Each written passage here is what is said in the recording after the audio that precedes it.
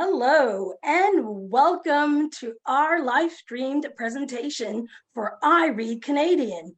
Bonjour et bienvenue à notre présentation des livres canadiens pour moi. I'm Carol Ann.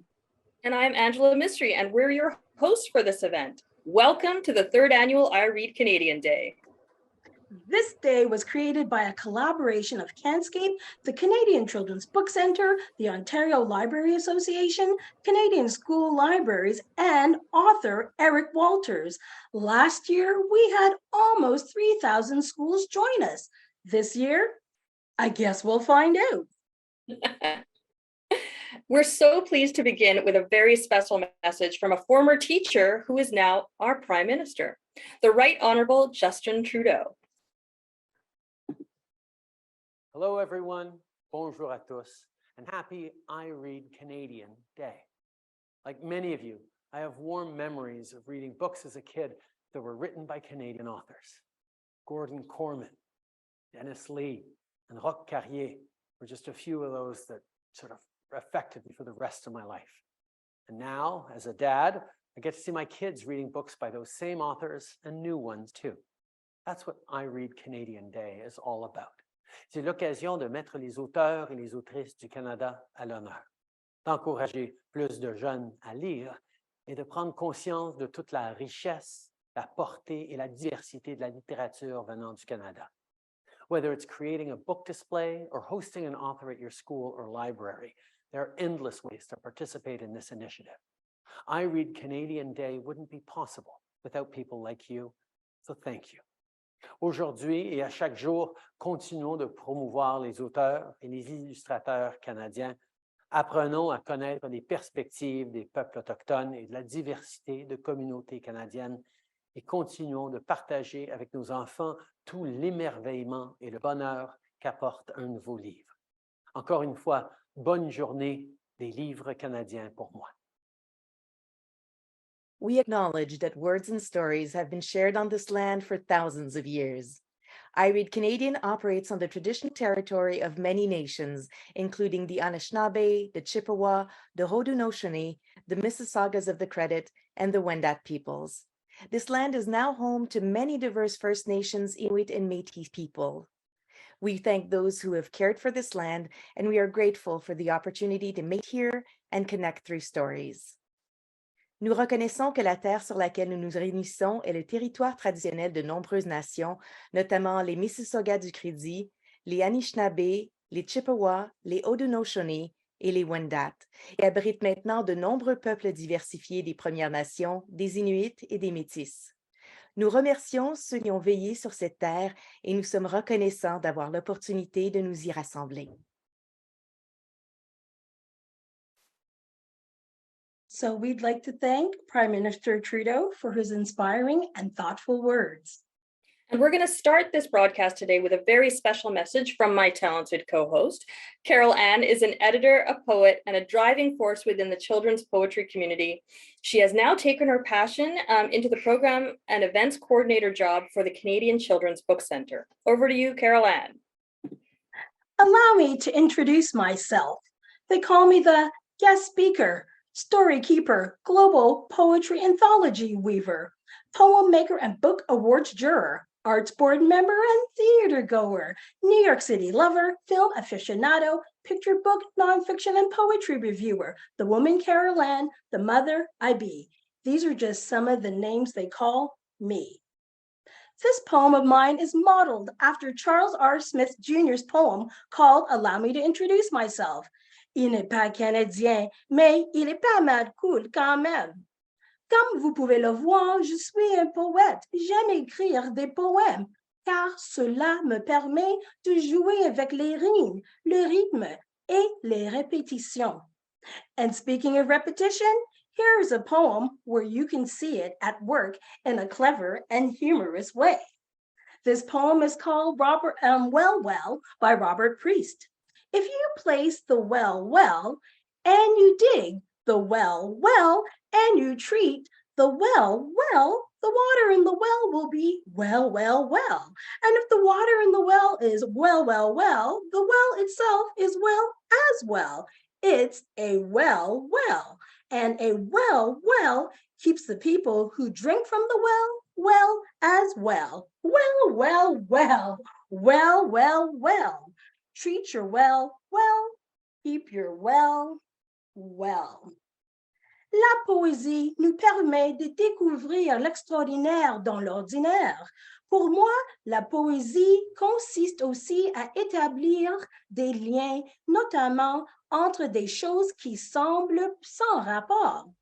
Vous pouvez écrire des poèmes étonnants inspirés par des éclats de peinture.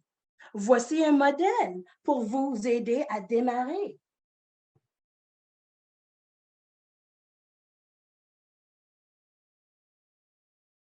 So there's a template for writing a paint chip poem in French, inspired by the name of the color of the paint chip. This one is called sorbet à l'orange, or orange sherbet in English.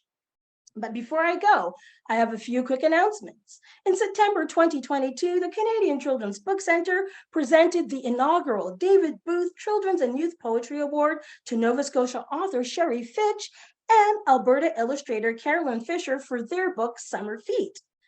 Calling all junior high and senior high students. If you're interested in reading, writing, and reciting poetry, check out Poetry and Voice, Les Voix de la Poésie. The organization will be launching Poetry is Elementary for kindergarten to grade 6 students during the 2022-2023 school year. If any teachers watching have comments or questions about poetry resources or sharing poetry in the classroom, please reach out to me. I'm always happy to talk poetry and to share the poetry love. I anthologize poetry.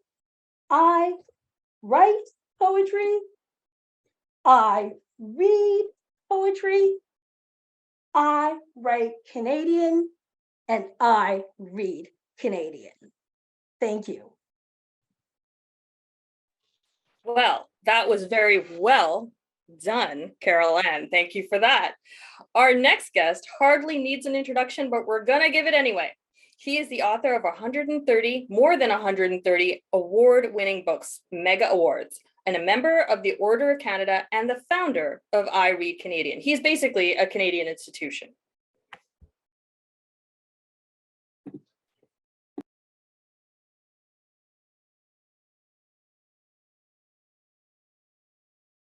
Hi, my name is Eric Walters, and I'm a writer. I was born and raised in Toronto. I grew up within sight and sound of the stockyards. My favorite book growing up, though, was set in a very different place, Saskatchewan. It's Owls in the Family by Farley Mowat. It's about a young boy, Billy, who lives on the outskirts of Saskatoon. He often wanders onto the prairies, exploring and having adventures. He loves animals and often rescues them and raises them. This includes 2 great-horned owls, the title animals of that story. This story is set in such a different part of Canada, a place I'd never experienced or visited.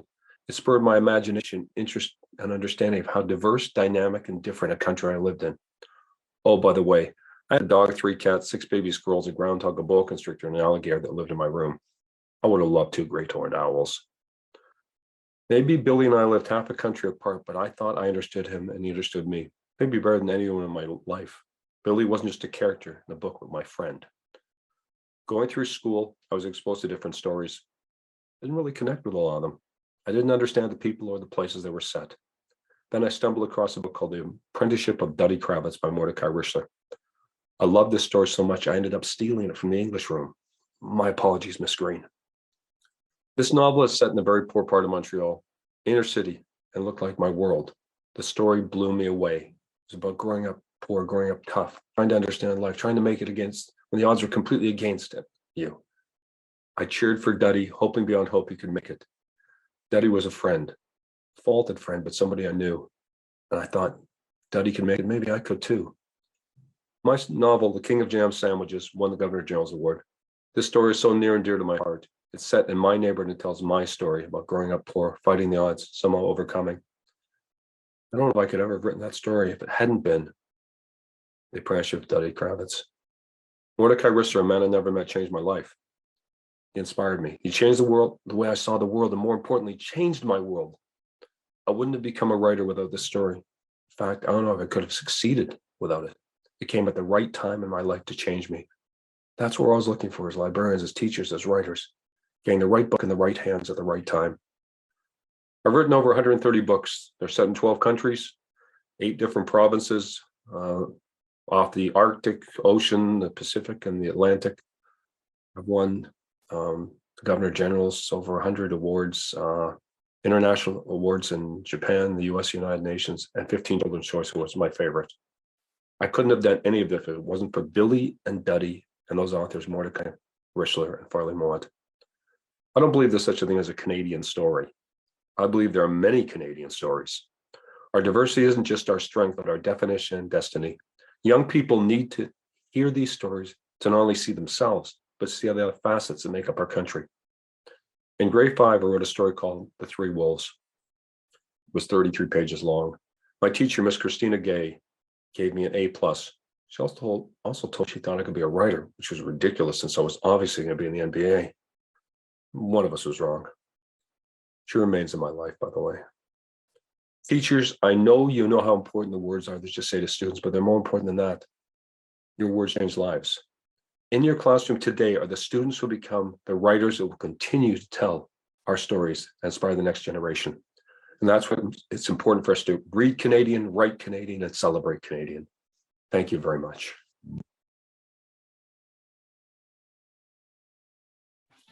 Thank you so much, Eric, and thank you so much for everything you do for I Read Canadian. This is a good moment to remind everyone of our hashtag, which we're really trying to get to trend on Twitter. We're currently at 3 or 4. We want to get to #1. So everyone get out there and tweet out I Read Canadian and the kind of books you love to read. And then I'm going to hand it over to Carol Ann. Thank you, Angela. And now our next guest is up.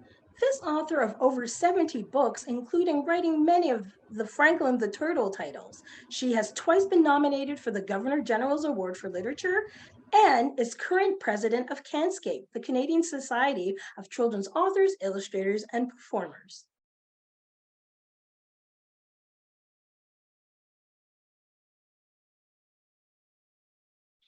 Hi, I'm Sharon Jennings. I'm a writer and I'm a very proud supporter of I Read Canadian.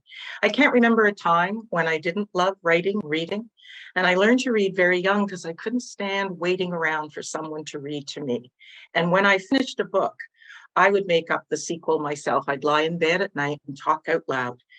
And I think my career got started in grade 4. I wrote a play for the school assembly. So I was the writer, I was the director, the producer, and I gave myself a starring role. And now I have written over 70 books for young people. I still have some of the books that I read as a kid, and they are the ones that were written by Canadian authors. And this is the really important part for me. These books they took place in Canadian locations. So I drove my parents crazy. I wanted to go to those places. And I still have my Pierre Burton's Secret World of Og book. And I wanted to go to his house and try to find the secret playhouse. And when we went to Quebec City, I wanted to find the antique store in Old Quebec where the secret tunnel treasure mystery happened. And then, of course, we went to Prince Edward Island.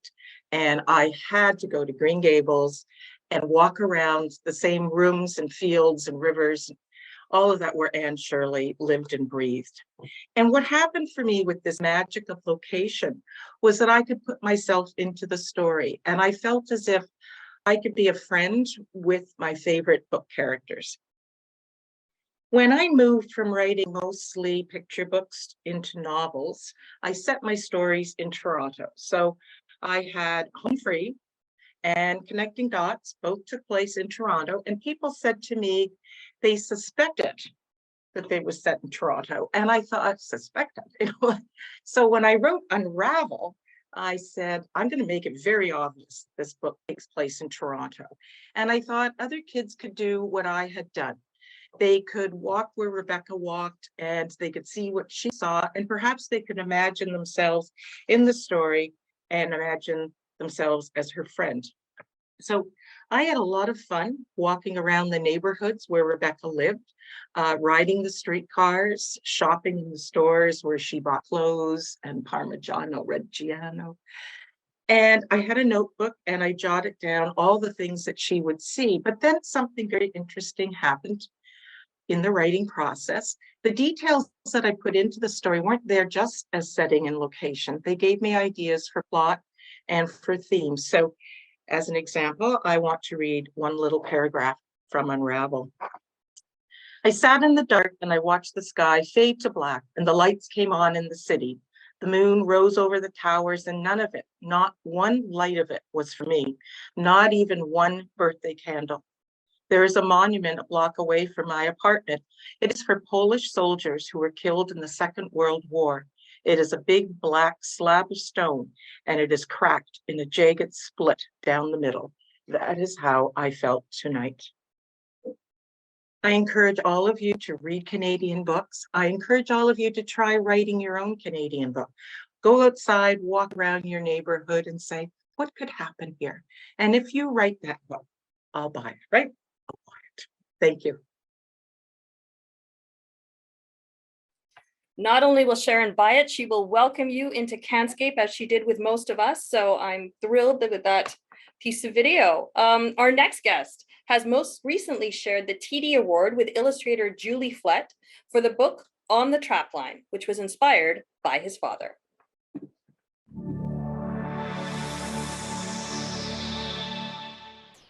Hi there, my name is David A. Robertson, and I am an author.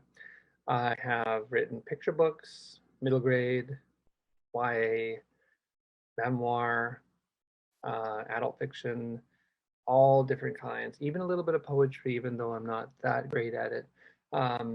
So I've been writing professionally for about 13 years, and I am Indigenous. So my background on my dad's side is Cree. He was born and raised in the community called Norway House Cree Nation, which is in Manitoba. It's a part of my heritage that I'm very proud of. Of course, I'm very proud of everything that makes me who I am, but I'm very connected to my Indigenous culture, my background, and how it has informed what I do and why I do it. And that is, to write books. I didn't know a lot about my background when I was growing up in the city in Winnipeg, which is where I live now. I lived there since I was 3 years old because there weren't stories. There weren't stories about Indigenous people that were accurate. And if there were stories by Indigenous writers, there weren't very many of them. And so we're living in a totally different time now where we get to read all these amazing books and learn about either about Indigenous people or as an Indigenous student, learn about yourselves and where you come from, your language, your culture, your community. And that is such an amazing thing. Right now, I write stories because I am in the business of reconciliation. And reconciliation is, to me, us learning about ourselves through stories and learning about each other through stories. So reading diverse books, reading stories that represent who you are, but also represent who the people around you are, whether it's their culture, their gender identity, learning about mental health, like all of those things, stories are there for you. And learning them from them and sharing them makes us such a stronger community. And so I Read Canadian Day is so important because not only because we're Canadian, but because we're a diverse community in this country, and we are stronger knowing and respecting each other. And the stories help us do that more than anything else. So, the books I read now, they're all about stuff like that. So whether it's by Cherie Demeline or Richard Van Camp or Minnie Grace Smith or Julie Flett or a number of others I could never name, the stories are there for you. The stuff that I didn't learn in school, you are learning now. And that is so hopeful for me for where we're going. And I write for kids because kids are the answer to almost everything. The stuff that you're going to be doing from what you learned is going to help change this country for the better. And I'm so excited to see that happen. So thanks for asking me to say hello, read Canadian and read diverse, and have a great day.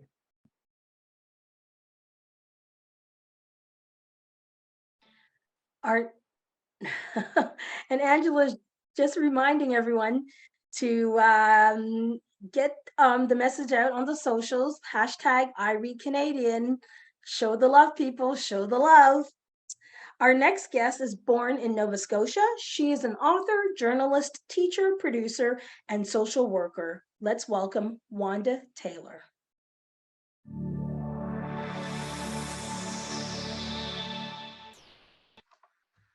Well, hello, all of you wonderfully amazing students. And I mean that each and every one of you is wonderfully amazing. Make sure you know that and never let anybody tell you any different. I was fortunate to have a teacher who really encouraged me.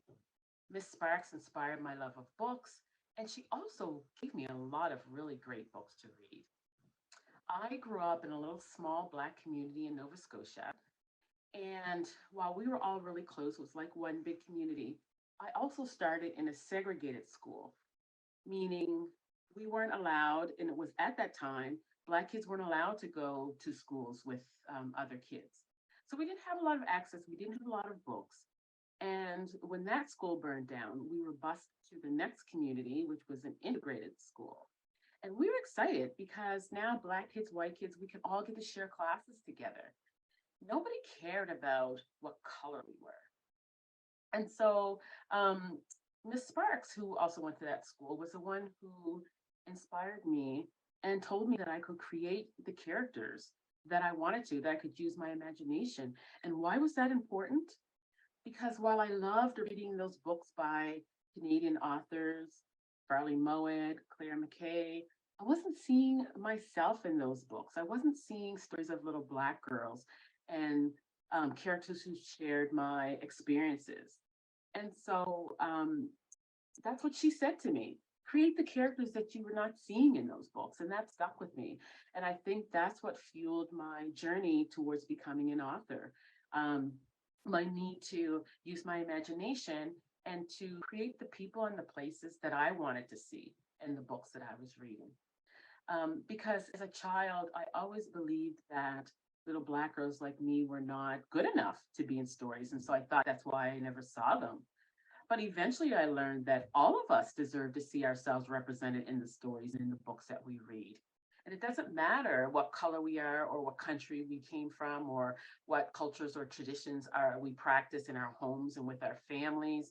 Everybody deserves to see themselves. And we learn from each other when we can read about these diverse stories of these worlds we've never heard of before and these people and these places. And so I use that when I'm writing, whether it's fiction or nonfiction, I seek out those kinds of stories. And because I write for children, teen, and adults, I get to step into all these different kinds of worlds when I'm creating and when I'm doing my writing. And yes, there are so many wonderful Canadian authors out there writing incredible stories. And so I challenge you, when you're on the hunt for your next book, to go and find a Canadian author, seek out their books. They are, after all, some of the best storytellers in the world. So my last book, which was We Are Not the Zoo, three animals escape from the zoo and they head out to Bell Street. That's kind of paying homage to my old Bell Park. Shout out to Bell Park Elementary in Lake Echo. And my book that's coming up next summer, which is a middle grade, is about a group of diverse students who get their teachers to sign a pledge. And that pledge was an oath that they would be allies, meaning that they would support and stand up for students who were being harmed or who were being bullied.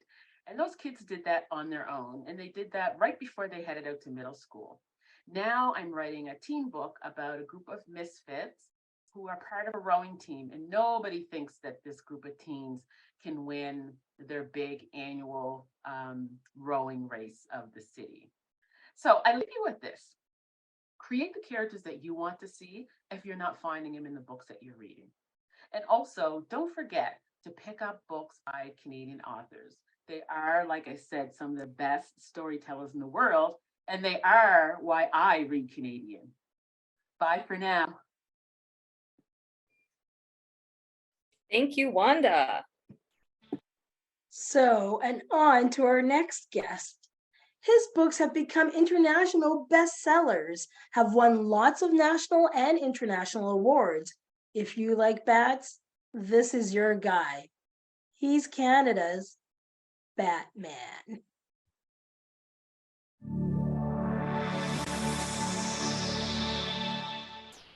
Hi everyone, my name's Kenneth Oppel. I wrote my very first children's book when I was a high school student in Victoria, BC.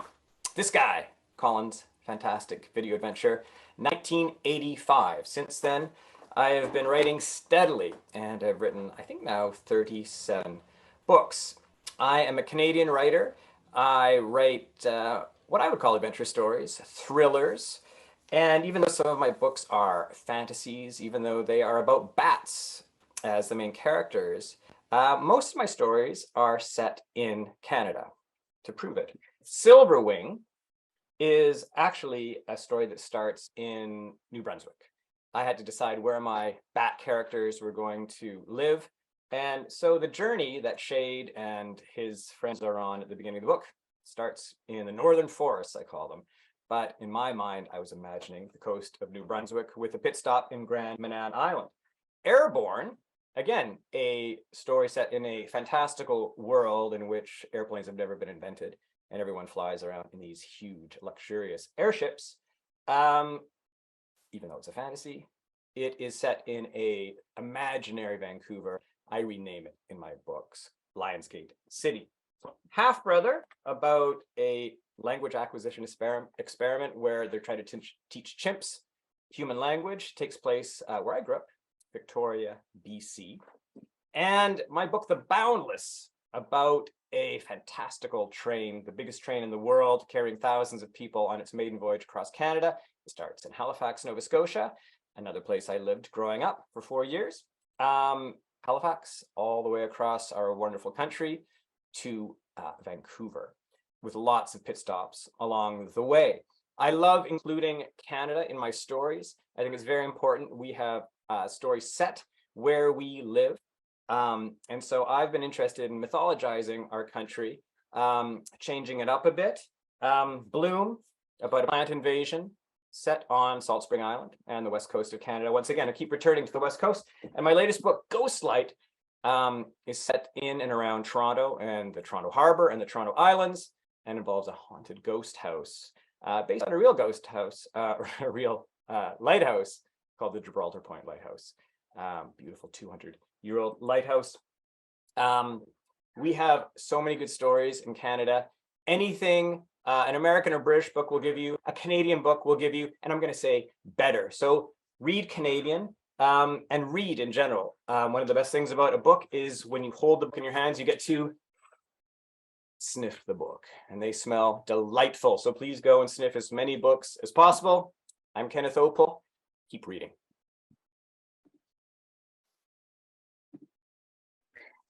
Thank you, Kenneth Oppel, for sharing with us today. And now our next presenter is of Kashmiri Canadian background with international stops along the way. She is a journalist, educator, author, and my lovely co-hostess with the mostest for today. Angela, take it away. Thank you so much, Caroline. I am so happy to be here today. My name is Angela Misri. I am a Canadian author.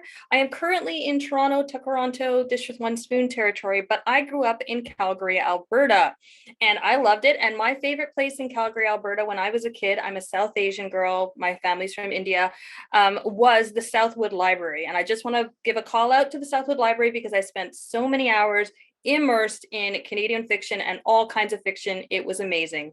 And that's what built me into the writer that I am today. So many of you out there are going to become the writers of the future. And I'm so excited to read your stuff.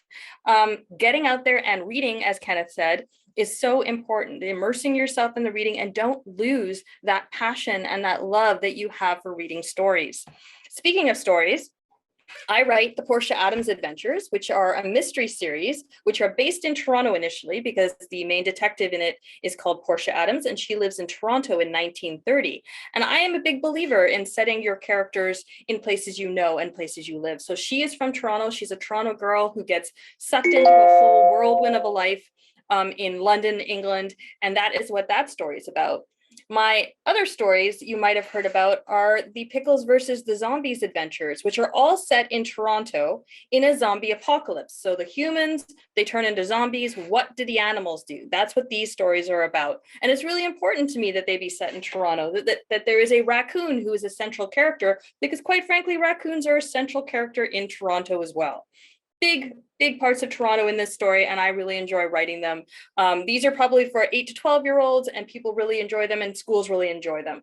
But I also want to mention some other friends who are Canadian and are writing really addictive books. So there's The Scroll of the Physician, which is a Secrets of the Sand series, and it's by my friend Alicia Sevigny, and she is a Canadian, and this Egyptian historical book is just amazing.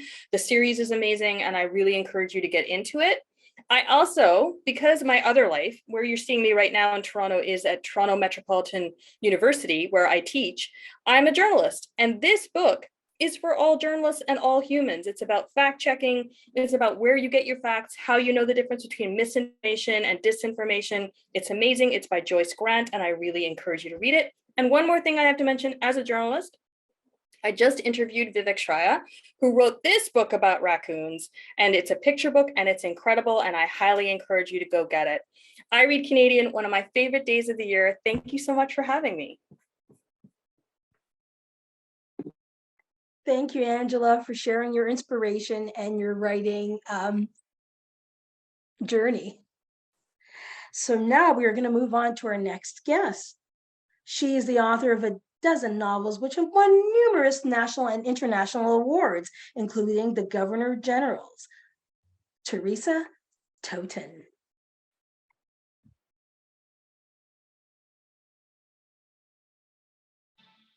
Hey, hi out there. I am Teresa Toten, and my maiden name is Teresa Katrina Patricia Vukovic. I am a very proud Croatian Canadian, and I write books. I write Canadian books. I read Canadian books. And this country has allowed me to write what I want to write when I want to write it, the way I want to write it. This, for a writer, is manna from heaven. So, what kind of things do I write? All right. Well, I guess I write quite a bit about, mental health issues. I also write, let's face it, even more about new Canadians and trying to fit in. I think, although I hate to give it to the critics who say what I tend to write is about wanting to belong. All of us want to belong, whether we have mental health issues or whether we want to belong to the rules and the society and the school and the schoolyard that we're facing. My latest book, 8 Days, is exactly about that. It goes on a journey, on 8 days, traumatic, shattering, mind-opening, mind-blowing, and yet loving journey from Thorncliffe Park in Toronto to Chicago and back. And massive secrets are unveiled. And I was allowed to write this. There are so many writers out there coming along. They're brilliant, they're diverse, they have so many stories for us. Let's continue to allow them the voice that they need to have, the publishing that they need to have, the sales that they need to have. And you can do this by I Read Canadian Day. So do it. I am thrilled to be a part of this. I am honored to be a part of I Read Canadian Day. Thank you all so much.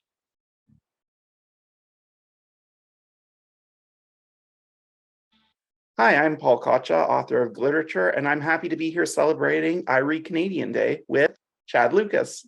Hi, I'm Chad Lucas. I'm the author of Let the Monster Out and Thanks a Lot Universe, and I'm very happy to celebrate I Read Canadian Day. We have a few things in common in our books, basketball being one of them. Yeah, definitely. Basketball is a big part of Thanks a Lot Universe, and I know it is on the line as well. I can't play basketball. I know you're very good at it. I'm good at coaching. I was good at playing in the day, but I'm still. Like, my idea of dunking is like you got a cookie, you got some milk, and you dunk it right in, which is a great thing to celebrate I Read Canadian Day with. What do you love about reading Canadian? Well, I grew up as a big fan of Gordon Corman.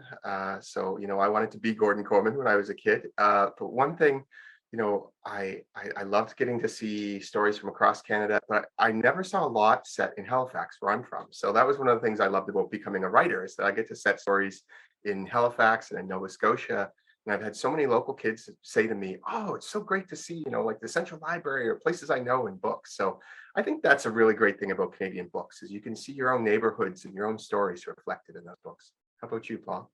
Like the same thing. I'm from Toronto and I love my city. So I love anytime there's the mention of the CN Tower, or you talk about there's a puddle in the middle of Chinatown that never dries up. And I know one author, Tanya Huff, she put that in her books. So I'm like, as soon as she mentioned it, I was like, that's amazing. I know that puddle. And it is. Probably stepped in that puddle. Everyone steps in that puddle because no matter how hot it is, there's water in it. There you go. And I love seeing that about it. I also like the playfulness of Canadian children's literature.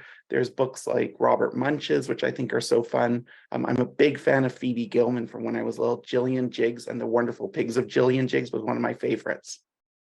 Yeah, Barbara Reed's The Party was a book I loved. Well, reading to my kids as well. It was always one of my favorites to read. And you got to work with an icon in Eric Walters on the line. Yeah, I got to drive Eric nuts. Now, Eric did found and think of the idea of I Read Canadian Day, and it's such an iconic day of let's just celebrate who we are. There is the diversity, abundance, and breadth of Canadian identity, and that is achieved in all of our books, especially for our young readers. Yeah, and I think it's important too that we reflect that whole experience of what it means to be Canadian, whether it's someone who's newer to Canada or someone from the African Nova Scotian community like me, or from our Indigenous communities as well. It's very important that we reflect the full range of what it means to be Canadian in our books. There's just such a beautiful mix of who everyone is in Canada. Yeah, exactly. So lots to choose from on I Read Canadian Day. Now, I need to ask you, and I need to admit something, Chad, but you know this, I didn't read your books because I listened to them, which is a great way to celebrate I Read Canadian Day. You don't have to read, you can listen to a story. Absolutely. So I got the audiobooks of yours, but I want everyone to know more about what you write and what your books are about. Sure. So my latest book, Let the Monster Out, it's about a boy who moves to a small town in Nova Scotia. And not long after he gets there, he starts to realize something is amiss. His mom starts acting different. And then he and his brother have the same nightmare at the same time on the same night. So kids start experiencing each other's nightmares. So this one's a bit of a spooky, kind of some horror elements, but really heartfelt, got some humor in it as well. And so it's pretty different from my first book, which was just about two boys kind of navigating the 7th grade and some big life changes and building a friendship. So I like to mix it up, and tell me a little bit about On the Line with you there. Before we start with On the Line, Thanks a Lot Universe was such a great book.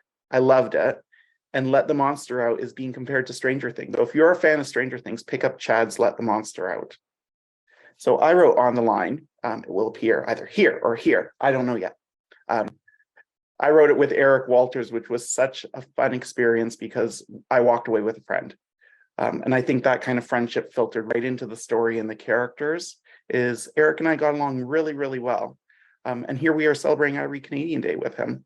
So it's about a boy whose dad comes out and how that 13-year-old boy deals with that when everything he thought he knew about his world, his family, it's just kind of the rug's ripped right out from under him. And both of us are up for the Forest of Reading Red Maple Award. We're both nominated. It's very exciting. Maybe we'll have to play one-on-one for it, or have a bake-off. That's 2 out of 3. If it's a bake-off, I can win. If it's one-on-one, you and Eric can go to the mat. Okay, sounds good. Are there any final words for I Read Canadian Day? Oh, I just hope everybody's out there picking up lots of great Canadian books. There's so many to choose from, and enjoy. Yes. And there's lots of, I always say I'm an author of literature. So I put on my glitter, you put on your glitter out there. You grab a Canadian book, you can borrow one, you can listen to one, get a graphic novel. There's so many great books out there for you to love and enjoy. Happy I Read Canadian Day. Yeah, I Read Canadian Day. Speaking of I Read Canadian, if I may mention one more time that we have a hashtag, I Read Canadian, all one. Use it on the Twitters, use it on Instagram, use it everywhere. We'd like to get this trending #1 if we can. Thank you to Teresa and Paul and Chad. We've got our next guest coming up. He's an acclaimed spoken word poet born in Pakistan and a proud Muslim Canadian.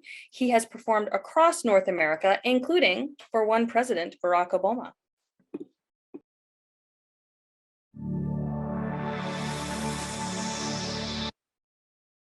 Hey everybody, my name is Wali Shah and I'm super excited to be joining you for I Read Canadian Day.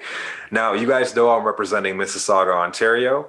I've been here many times, so you probably already know that I'm also a spoken word poet as well as a public speaker. But one thing that you might not know is that I am currently working on my first book.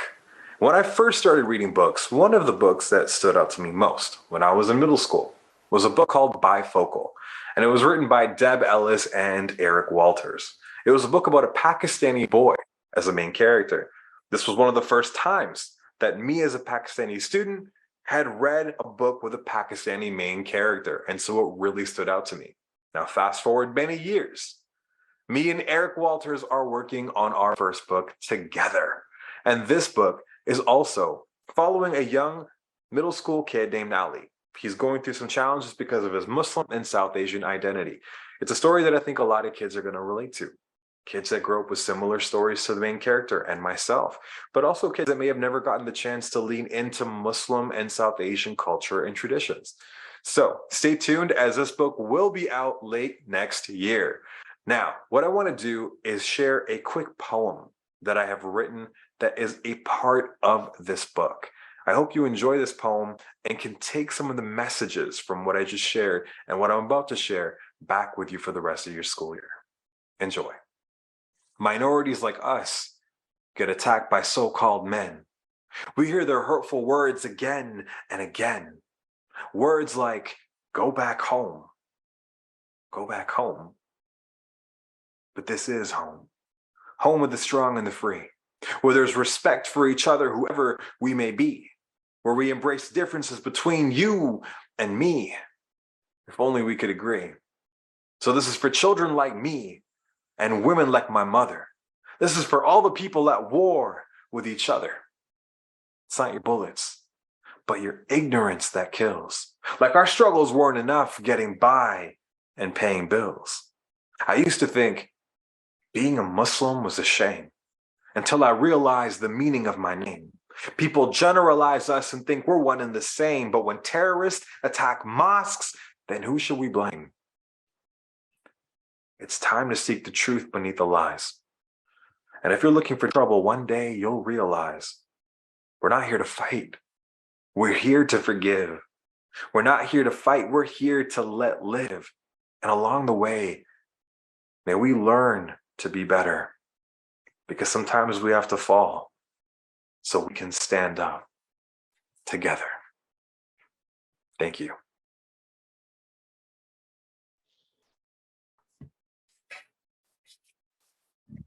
Thank you, Wally. Our next guests have co-written a novel. They'll talk all about it. She is a celebrated author of novels and picture books and is of Cree and Scottish heritage. He is the author of a whole lot of books, including The Notes from Jupiter, which is about an alien. Many people think it might be autobiographical.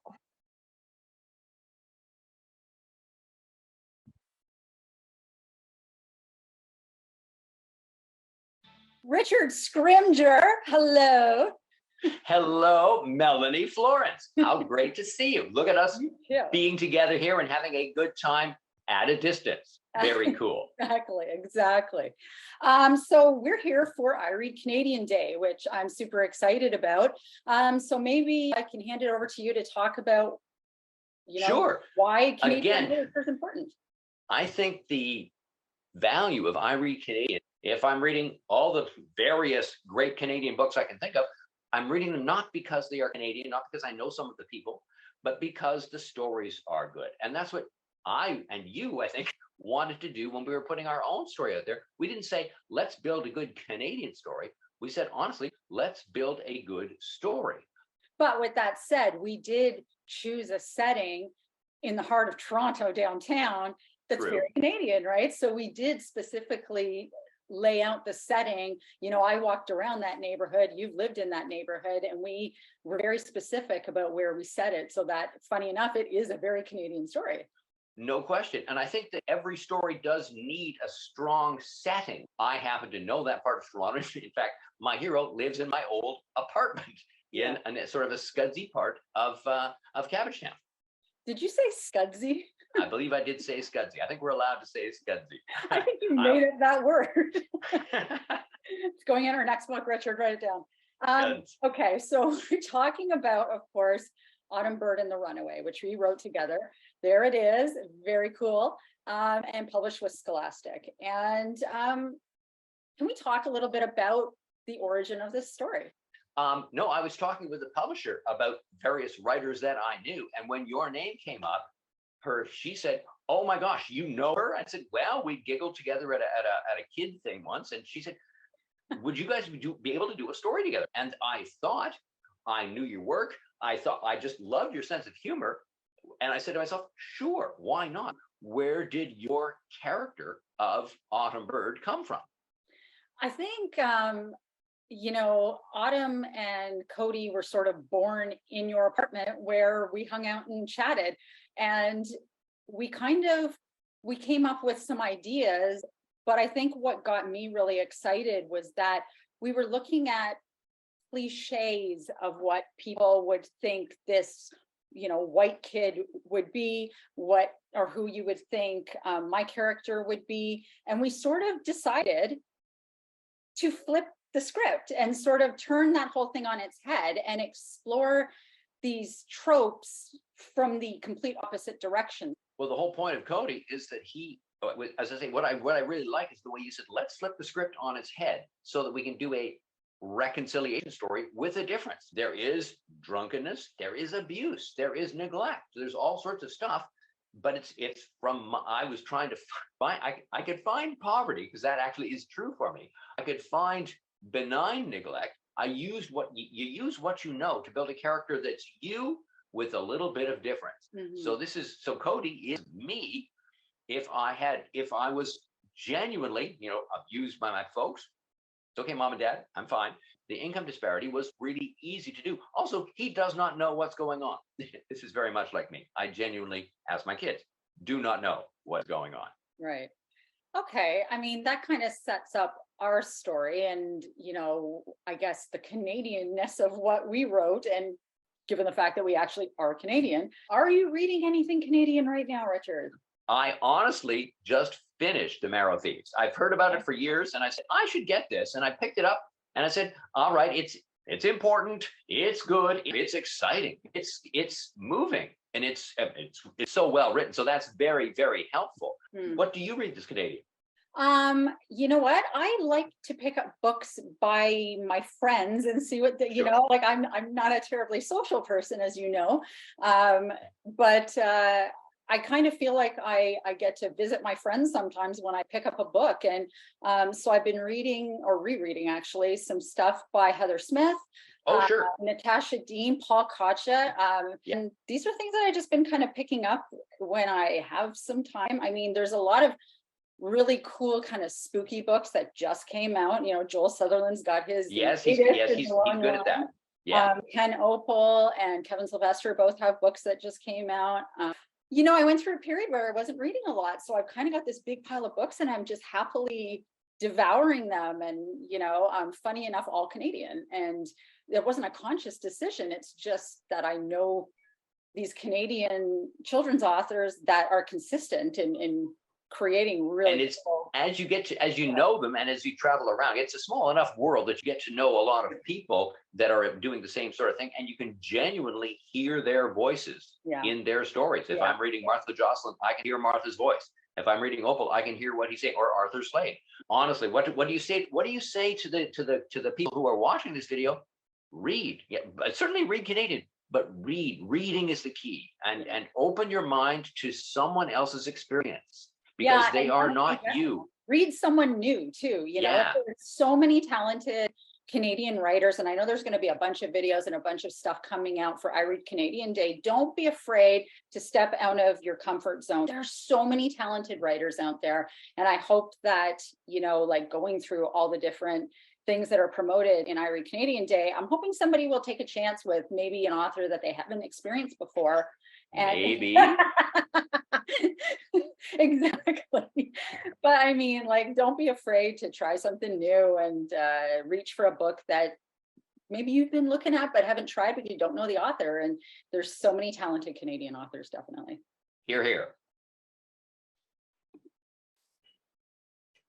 Thank you so much, Richard and Melanie, two of my favorite and funniest Canadian authors, if I may put in, just in my humble opinion.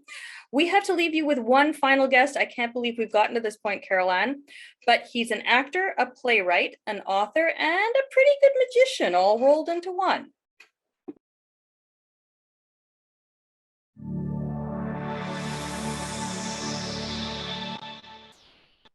Hi, I'm Marty Chan, a kids author, playwright, and book lover.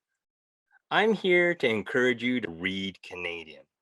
The reason is simple. There are some amazing stories written by some fantastic and talented people who might just be in your own backyard. No, not that guy. But there are some fantastic Canadian authors who are working and living in our communities, and the best way to show them some love and support is to grab their books from the library or bookstore and give them a read. Now, if you're wondering, well, where do I start? Don't worry, I've got you covered.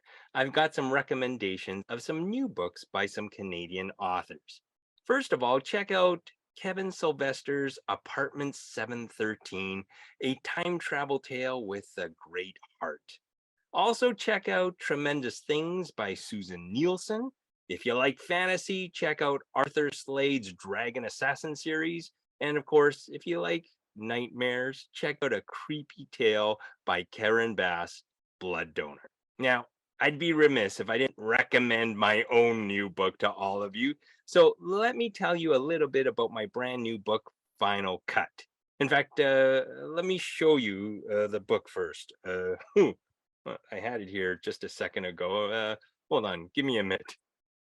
Okay, I know the book is here someplace. Well, if I can't find the physical book, let me do the next best thing. This is a hologram collection of all the books I've written. It's a little digital library of mine, and let me see if I can adjust the... there we go. Okay. All right, and let's bring up the book. All right. Whoops. Okay, let's try it again. Hold on here. Okay, hold on. There we go. There is my book, Final Cut, but it seems a little small. So you know what? Let's bring it to life. And there we have it. Final Cut, my new book. Now, let me tell you what the book is about. See this guy right over here? It's not me. It's actually a guy named Mason who is a huge fan of horror movies. Now, I'm talking about the movies from the 80s with characters like Jason from Friday the 13th. Mason also likes to make his own horror movies, and he has a YouTube channel where he puts up his short films. Now, unfortunately, Mason gets on the bad side of a couple of bullies when he makes them the inadvertent stars of a little movie where they look quite foolish. And what happens is Mason winds up living his own real life horror movie as he realizes he's got to get home before the bullies get their hands on him. So it's a bit of a life and death chase of Mason trying to escape the brutal hands of the bullies who want to get a hold of him. So that is The Final Cut, my brand new book. And I'm hoping that you'll get a chance to check it out for I Read Canadian.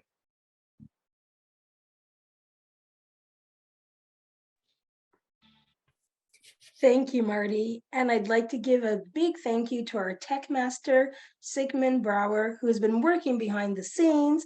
And I'd like to thank all of our guests for being part of the I Read Canadian Day celebration.